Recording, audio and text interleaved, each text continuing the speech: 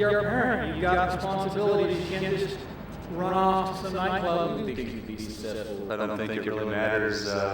Age really matters as far as when you're being a parent. Teenagers have been getting pregnant for decades, many decades. Of course, it's not a perfect situation. You don't ever want a teenager to become a parent. You know, I mean, that's been going on since the beginning of time, you know. I think it's really hard for a young girl, 16, 17, to be on her own. You know, it happens, and there's nothing we can do about that part, but I think it'll continue to happen. Like, I don't think we're going to see a whole lot of change.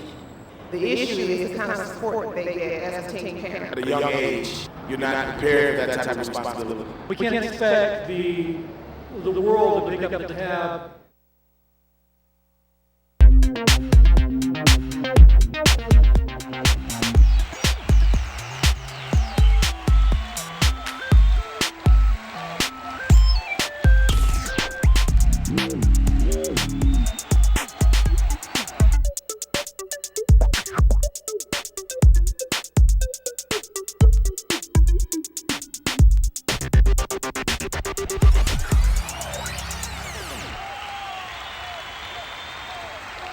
TeRay Esquibel, welcome to Spotlight on Students. What you just heard is just a barrage of different opinions that us as young parents have to hear on a day-to-day basis. And we're here today to hopefully give you a glimpse of the type of, just the basic type of lifestyle that we as young parents have to live. That goes as far as saying the opinions that we hear from society's view, our support, and as well as I'd like to introduce a lot of personal stories to where you could get a true understanding of different perspectives when it comes to this issue, aka topic. Me personally, I am a young parent. I've gotten involved in an internship with Open Media Foundation that has really helped me grow as a person as well as a father. Basically what they did the first day was kind of just throw me in front of a camera and tell me to talk about my experience. So this next video that I'm gonna introduce is like really my soul, and it's just real from the actual experience that I've obtained, and hopefully throughout the show you can learn and gain more knowledge if you are a young parent out there watching, more knowledge about different outlets you can use as a father, as a mother. That's something we really want to push for. So with this video, again, it's just raw, and I really hope you guys will enjoy it.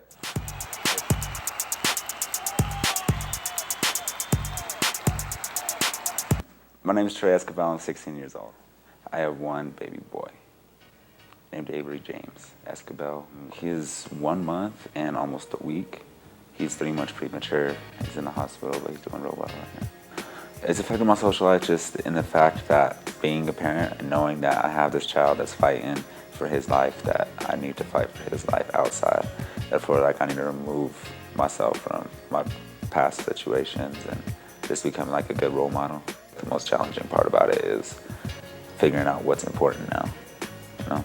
Him being born, it also brought emphasis to everything I kind of want to do, as in like going to college, getting a relationship with his mother. Him being here has just really prioritized a lot of things for me.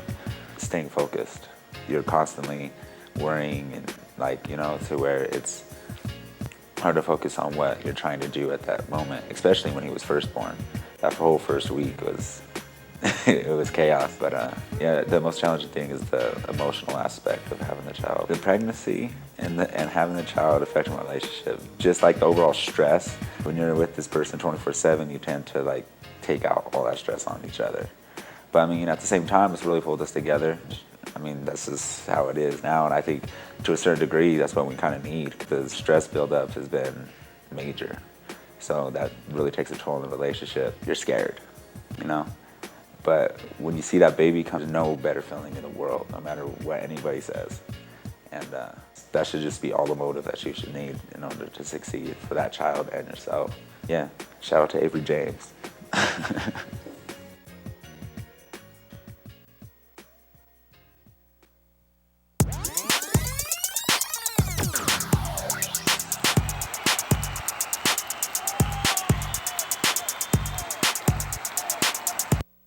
Welcome back to Spotlight on Students, youth parenting.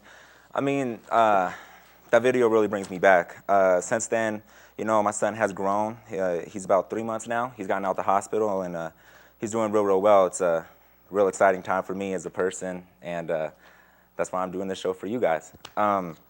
Again, I'd like to explain the different resources we can use, and one of them is sports. A close friend of mine is a phenomenal basketball player. His name is Dominic Williams, that I'd like to introduce his story.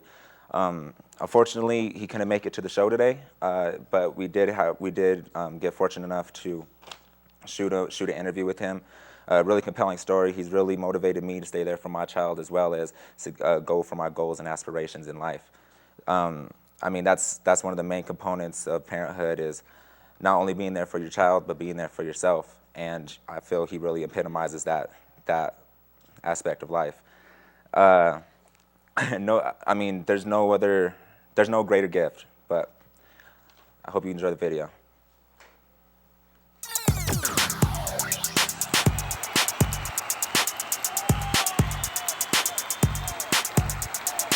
What it takes to be a good parent is just dedication.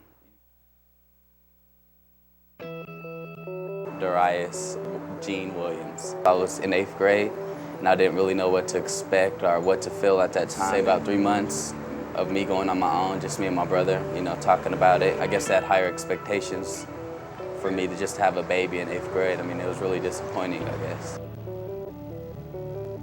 Everything in general has changed. My personal life, it has changed me a lot. It has made me more responsible, and more caring for other people. It's based on how committed you can be. A father's role plays a big part. I didn't have a father, so, it's very, very, very difficult to provide, because, you're really skeptical about getting a job, and you really don't know what you want to do yet in life. My future was, kind of skeptical. I didn't know what I really wanted to be. The basketball stuff, it was there, but I wasn't sure. My mom wanted me to get a job. It made me grow up really fast, faster than I should have, but, I kind of thank it for that. It is what it is. My reaction when I was having another baby, it was, not really upsetting, but really, it's like, dang, it happened again. I say about 80% of the time I feel like, what should I do? What would my dad do? But I really don't have no idea, so I just always ask my mother questions, and she gives me the best advice she can get. She was a single parent with 2 kids also, so it was really difficult for her too. So I really didn't know what to expect coming into having a baby. It was really, really difficult. I said that again, it was difficult, very difficult. My GPA is 3.0. Colorado High School All-Star game. I was in that this year as a junior. First team All-State for basketball. And the only junior to be first team All-City in All-Conference also. My future is headed hopefully to Wichita State, getting a full ride scholarship to play basketball. That's my goal, and hopefully it comes out. Get a family housing and just be a regular family and raise my child, my kids. It definitely helps this society to see that when somebody has a baby and still going to school and still doing what they're supposed to do, I think it helps them a lot, because then people think that they can do it, like maybe I can still do the same things he was doing. The most important message to help them succeed is don't run away from the problem, engage the problem, because then at the end of the day, and your son grows up, you're going to be wishing you were in his life. The support that the kids need is from their families. They still need to feel that love. Be there.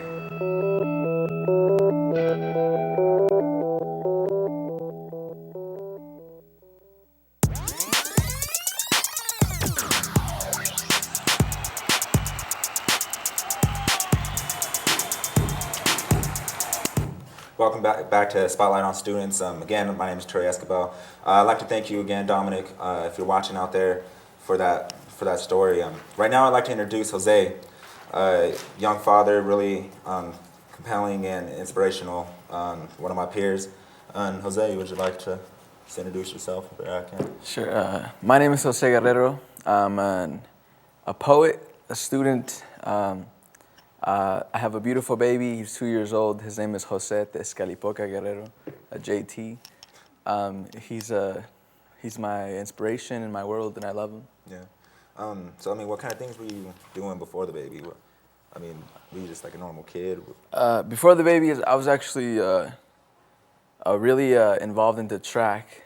When the baby came, it was really, for me, it was almost like the end of the world. I was speaking to coaches about full ride scholarships. I was the best guy on my team as a freshman. I was really, I was gifted.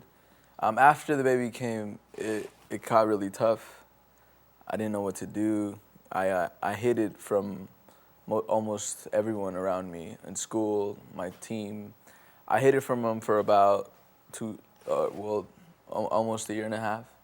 And there was a lot of stress that I held in, and it really put me in a bad mood, and really made my life a little completely different, and it led me to jail and stuff like that. Yeah, I feel you, man. So I mean, obviously with the child comes the mother. So how long have you met? Did you know the mom before? I knew my son's mom maybe for a couple months, but we didn't really talk much. It was the first week that we really met, and then this happened. We made a stupid decision. We had unprotected sex, and suddenly a person who I liked, but I didn't necessarily want to be with for the rest of my life. Yeah. I now had to live with her. I had to pretty much, she was my wife, and it went from like a matter of weeks that this happened, and it's really one of the most tragical things that ever happened to me. So since then, are you guys still together? Are things working out with her? Actually, I think the pressure of being a parent kind of got to her. She was a really good parent while we were together, but after we split up, she found different routes that she wanted to take. I'm not saying she made a bad mistake, because she left him in my hands and he's safe, and if she willingly gave him to me, and so she's not around much. She's trying. She tries to see him at least once every 2 weeks. Yeah. And, when we think of young parents, we think of just single mothers, you know what I mean? And that's basically society's overall overview of it. But that's obviously not the case with you. Do you feel that people look at you different knowing that you're a young father, a single father? I think they're definitely shocked. I don't think there's a lot of people out there that expect to see a guy like me, who's young, and they don't expect to see him stepping up to the plate. Most people that I know that have had to deal with this leave their babies or the baby's moms, and it becomes really like one of those things where another young brown man walks out on their babies, and for me, I just couldn't do that. It wasn't an option. There's no way that I'm gonna bring a baby into this world and not raise it and just abandon it like that. Yeah, definitely. I feel you, man. So like you said, you're a track star. From knowing you now, apparently you have some other gifts, some other talents. Apparently you're really involved in the art world and that whole aspect of life. How does that impact how you raise your son and how you raise yourself? Like he said, I do like to do a lot of art. I like to do a lot of spoken word poetry. My team actually just came back from the national championship, and we took 4th. And I also like to do a lot of theater, and I really like to involve my kid, because it's not often that you see a lot of brown or black people involved in stuff like this that make it. And I want to kind of change that. I want to show my son that he can be brought up on all this stuff and still be successful and still have that artistic side. Definitely. So you say poem. You have from what I understand is you actually have a poem relating to this. Yeah. I could. You definitely down to show it to us? Yeah, sure. Y'all down? Yeah.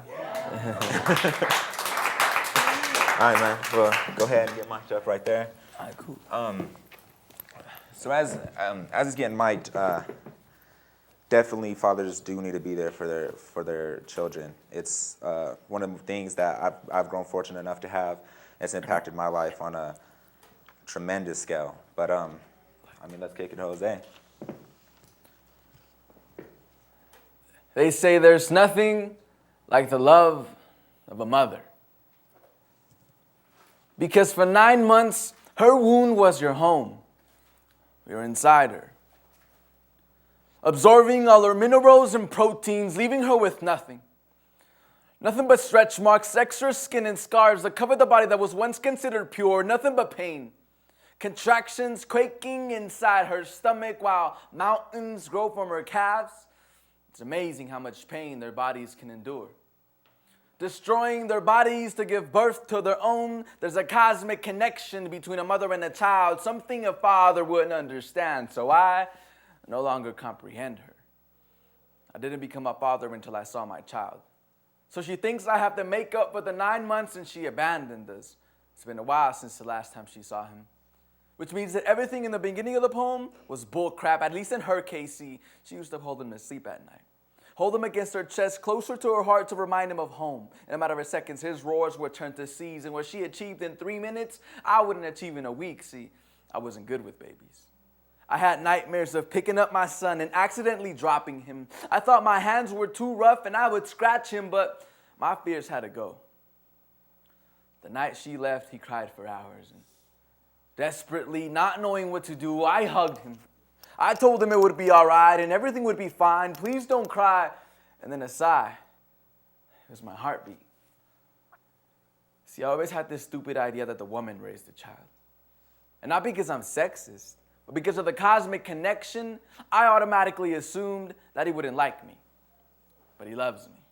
And maybe not as much as his mom, but I write him poems and I sing him songs. Therefore, he developed father love. A lot of children don't even get to develop this. Fathers who prematurely leave like they came. I'm not one of them.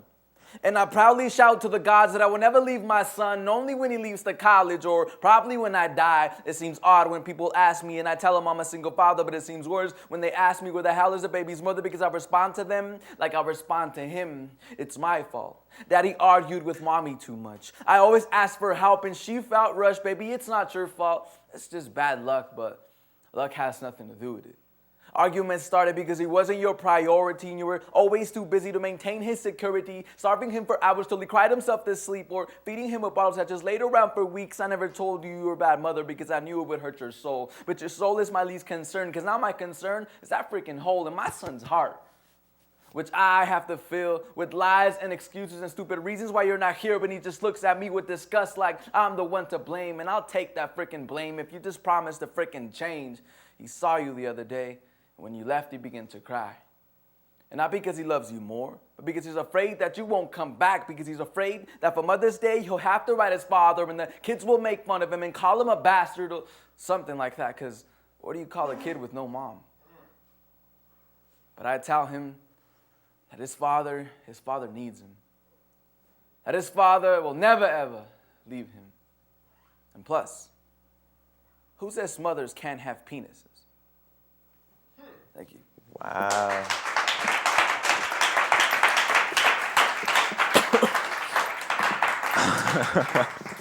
Yeah, that was, I mean, give me one more round of applause. Damn.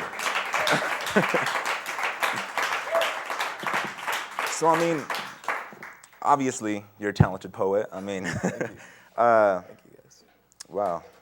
I just have to take a minute. I'm sorry. But anyways, I mean, so that's obviously became your major outlet. I mean, I've talked to you and you said one time that when you get mad about things, you know, go throwing stuff, you write a poem about it. I mean, and again, that's like a major thing with having kids is finding that outlet in order to better yourself. I mean, and I know there's a lot of young parents out there struggling and young fathers like us struggling to find that outlet. I mean, is there any resources that you could give them? I mean, you know, I definitely. There's a lot of resources out there, honestly. A lot of the times we overlook them, or a lot of the times as, you know, young brown men, we refuse to ask for help. And it's one of our, you know, one of our weak points, I think, you know, because I do this all the time. Oh, I don't need your help. I could do this on my own. But honestly, there's a lot of help. All you have to do is really look for it. I know for a fact that the Denver Inner City Parish has a program designed for young fathers, and it's called the Young Fathers Program, actually. The guy's name to talk to is Lawrence. I'm not sure if the number at the top of the head, but Google it, Denver Inner City Parish, and you'll find the website and you get information and stuff like that. There's a lot of government help that we can get, scholarships. I'm lucky enough to I got the Daniel Scholarship. And the fact that I have a son definitely impacted my chances of getting that. And there's opportunities. People are willing to help. We just got to reach out and tell them I need it. Yeah, that's all. Definitely, it's crazy how many doors actually open as opposed to close when you have your child. I actually went through the parent pathways too, and again, it helped me get into this internship and giving us as young fathers and young people a voice that we so unwillingly lack. So I mean, I'm sure a lot of these people would like to hear more of you. Is there any more, Hoser, that we can is there anything coming up that?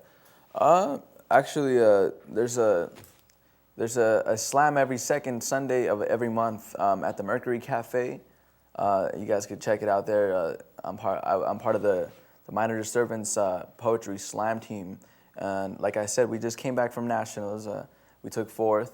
It was a really cool experience. It's going to be on HBO if you guys want to check it out. That's coming up in October or November, so that's something to look forward to. There's also every second Friday of the month, there's this thing called Café Cultura, which is also an open mic that one of my friends, Ara Cruz and Bobby Lefebvre, put together to give young Chicano men in the West Side and all over the Denver neighborhoods a voice and to be able to express themselves. So if you guys want to check that out, every second Friday of the month, and you can go on my Facebook, my Jose Guerrero, Facebook.com.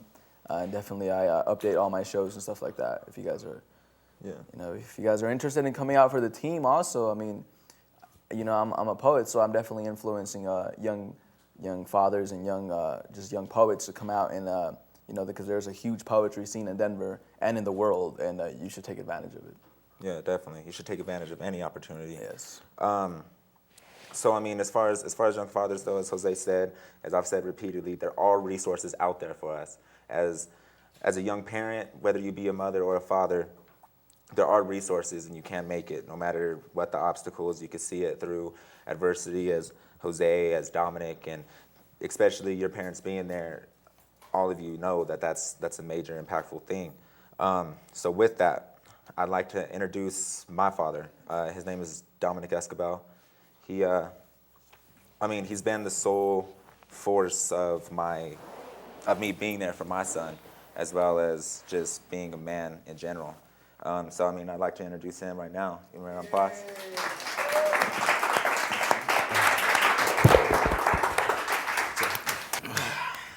Yeah. Would you like to introduce yourself? I'm Dominic Esquibel, TeRay's father, a very blessed father, and right now I'm a very overjoyed grandfather, my first grandson. Beautiful boy. Gramps. Me and you have had multiple conversations on, just your past and my past, and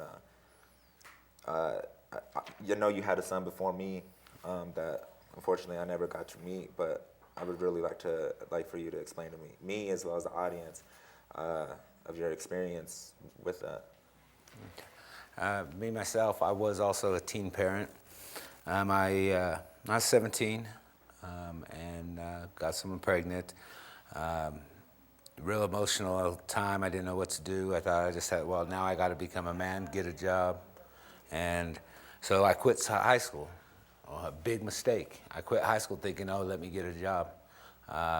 Turns out that I find out also that I had no rights as a minor, and neither did really the mother of my baby. When you're a minor, I didn't realize that I had no rights. I thought, okay, here's my kid, I'm going to be a father. Well, they decided that they wanted to put it up for adoption, and there was nowhere to turn. during this whole process, my son Anthony did pass away of SIDS. That's a crib death. But it really took an emotional toll on me and changed my life and my outlook. I thought, well, maybe it happened because I wasn't a man. I wasn't prepared to be able to handle that, and that's why this had happened. Fortunately, I somehow made it through. There was some really bad years there, but my biggest thing is I saw what I did to myself afterwards, and by quitting school, and those weren't the right things to do. I was blessed with a great son, TeRay.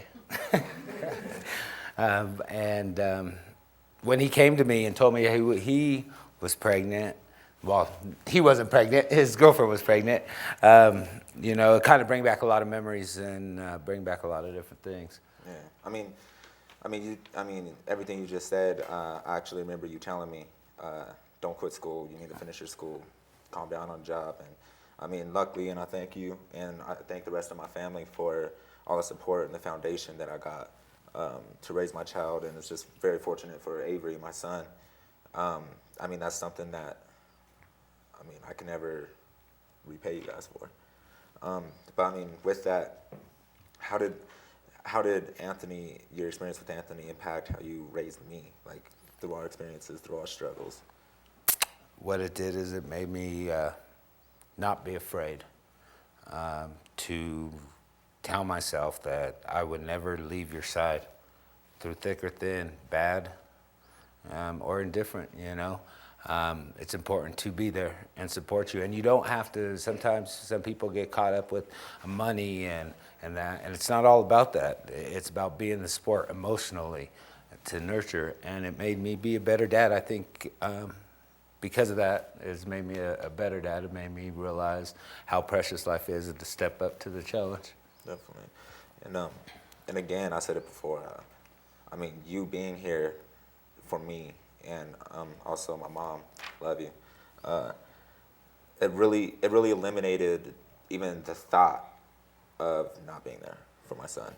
I mean, it was a no-brainer. That's what I was gonna do, and I mean, that's in thanks to you. And what I think that young parents, especially young fathers, really need to know is that by you being there for your son, you're impacting the future in a multitude of ways. You being there for me has allowed me to be there for my son, and hopefully for my son, hopefully a little later, my son will be there for his kids. And I mean, that's something that's real and that you can't pay for, like you said. But as of now, we're about to run out of time. I'd really like to open the panel up for a quick Q&A in case maybe you guys have little holes in your stories and you guys want to learn more about any of us. We'd like to answer anything you guys have, and it's open to you guys, audience. Yeah. You have to go to the microphone. You gotta go for the microphone. Yeah. Hola. Who was the first person you told? Me? Yeah. The first person I told, I think it was my AP World History teacher. Second person I told was my cousin named Jordan. Seriously. I mean, the first person I told was my AP teacher just because he was one of those teachers that you could talk to. He was one of my favorite teachers that I've had. And I learned a lot of things from him, both in life and in the textbooks. Does that answer your question? Yeah. Yeah?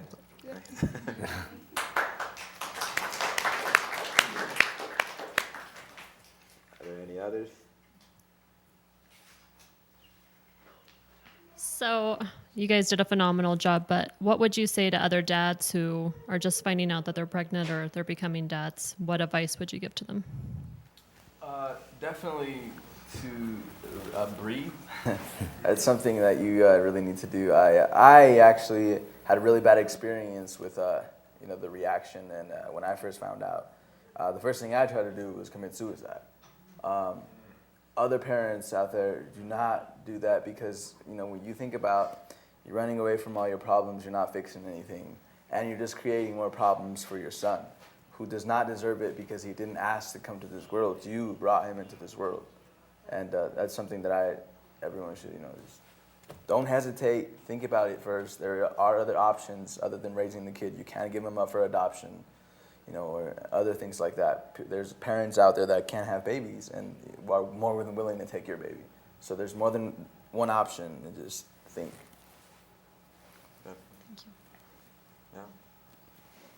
We have time for more. So, TeRay, what's next for you? Next for me, I've really especially after this experience, this whole show experience, I really want to further give people in my situation and people in all situations that society would deem unfortunate a voice. I feel the main thing is that people just don't know perspectives. People just don't know the side of the story of young dads because it's never been told. And I mean, that's really what I feel is going to be next for me, is furthering in media and further giving different people, a variety of people, a voice, especially young fathers.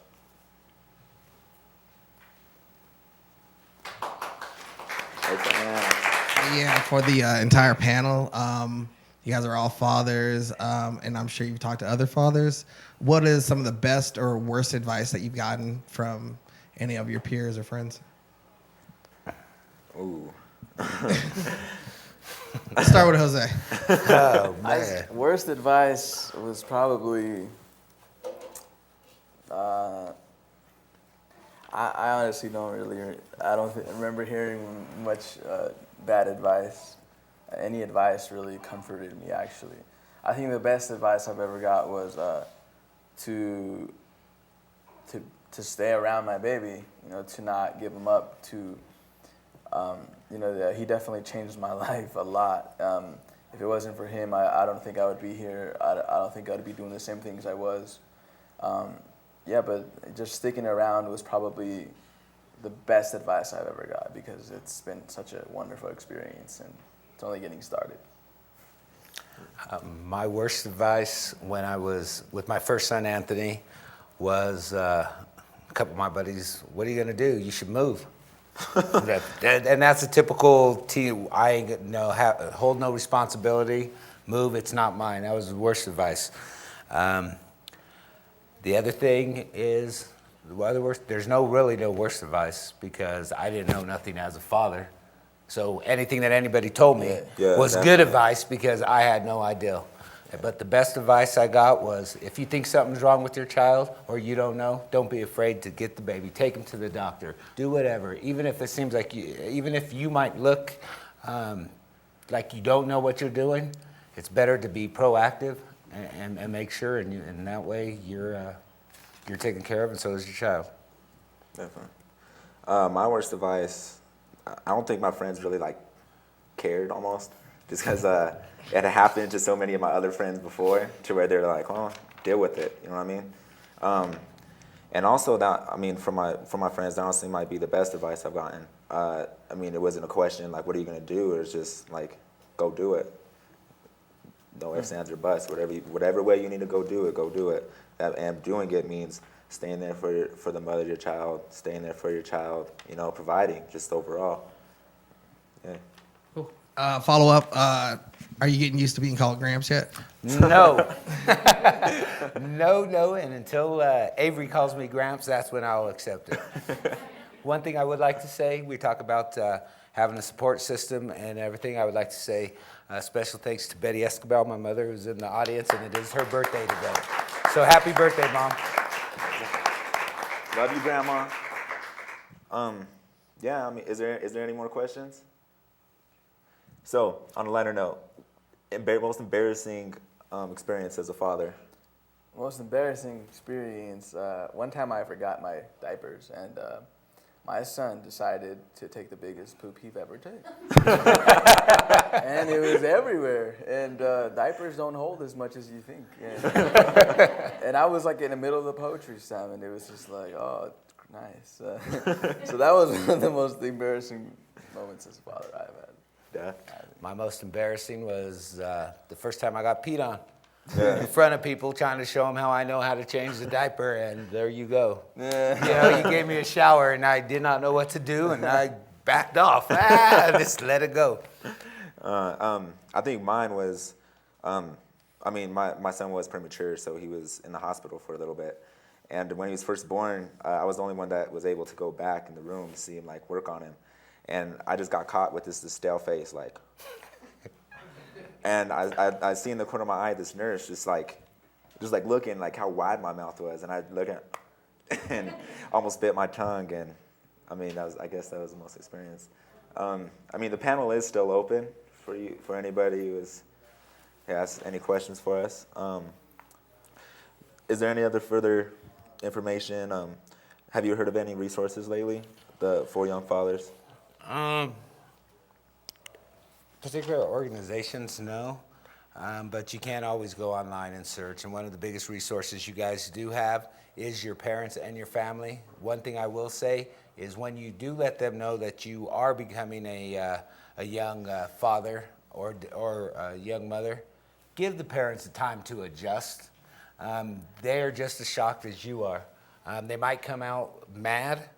You might think that they're mad or disappointed in you, but no, it's that they're kind of shocked, and they need to get over that too, and make sure you guys let that happen so you can work together and have a good bond for your child. Yeah, definitely. I was fortunate enough to have my dad. He actually bribed me and my girlfriend with Elitch tickets so he could watch the baby. So it was a good little. I never thought you have a baby, you get Elitch tickets. So.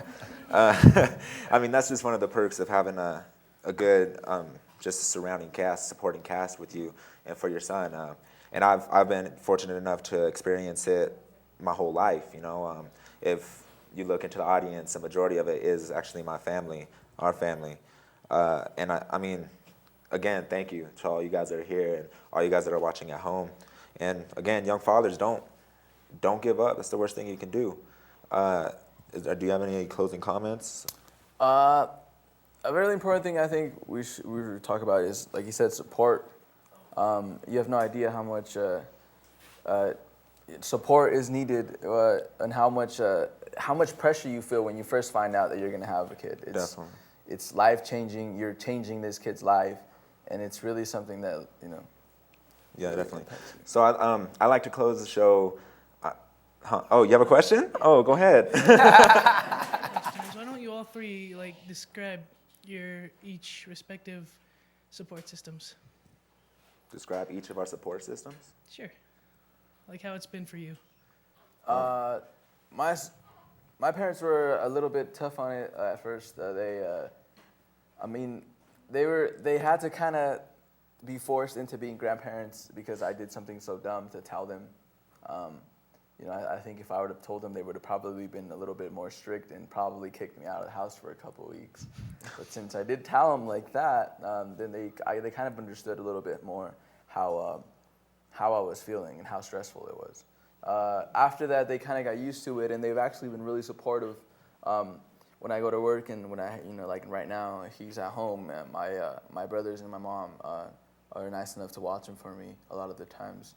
Also, I had a lot of help with work. Since I mentioned earlier, I'm into a lot of art and stuff like that. I also work with El Centro Su Teatro, which is a nonprofit cultural arts center here in Denver. They're also a Chicano theater company, actually right behind these studios here. But they actually have given me a lot of opportunities. They provided me with a job, and they've helped me a lot. Shout out to Mika and shout out to Isa, who have helped me out a lot, with JT, and every time I feel really stressed out. And also my school, which allowed me to take my kid a lot of the times when I was going to school. And a lot of the teachers got used to JT just stealing their markers. And that was, thank you for not making me pay you back, I guess. But yeah, it really definitely helped me out. And here for giving me a voice and giving me the opportunity to share my story. My support system, being a grandfather and a 42-year-old dad, my support system is still the same. It starts with my family. Starts with my mother. That's where everything starts with. and with my support system is my mother and my family and my better half. Being there for me to help guide me emotionally. I try to tell TeRay all the time, never get into that mindset that you think you could do it on your own, because you don't. And without their support to help me in raising TeRay, because I didn't raise him by myself, no one raises anybody by himself, but that is my support system. It's been my support system since I was growing up, and I finally, as a man now, I can say I finally learned how to actually put my arms around and embrace it. Definitely. I mean, my support system comes just like his. But fortunately, I had both of them.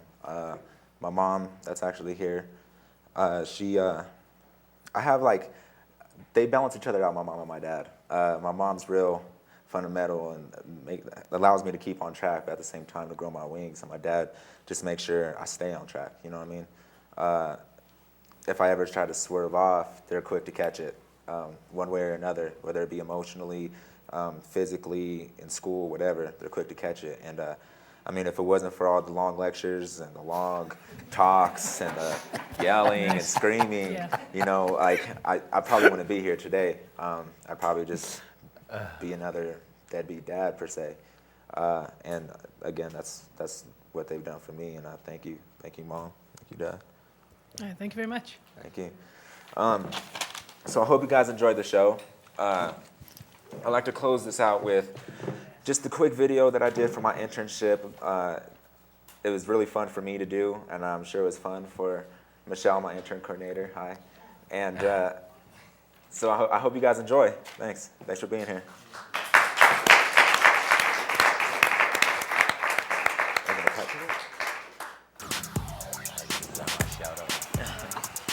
All right. Thank you. Yeah, I mean, I had so much anticipation for her to move in. It's been like a while, like 8.5 months, 9 months, you know. She's been keeping me waiting, but I mean, she's finally here, and damn, not what I expected. She makes messes, she yells, and just so demanding, and she don't get what she wants, she throws things, and I want to give her the world, but I don't know what she wants, because she don't know what she wants, and she goes out, and she's so cute, and you think she's always like that? She gets home and lets go. What happened? I mean, I had it so perfectly planned in my mind. We'd get home, we'd watch TV, we played games, I'd hold her in my arms, and I'd just scream all my love out for her with nothing but the sound of my heartbeat. Well, imagination, newsflash. She ain't having it. I don't know, like, I kind of feel insecure. Maybe I'm not good enough for her. She has so much potential. She could be whatever she wants to be. Then she smiles, and I realize I'm not good enough for her. Nobody's good enough for her. But she loves me, she needs me. And through sticks and stones and broken bones, I will always be there for her. She's my sunshine, my best friend, my hero. She is my daughter.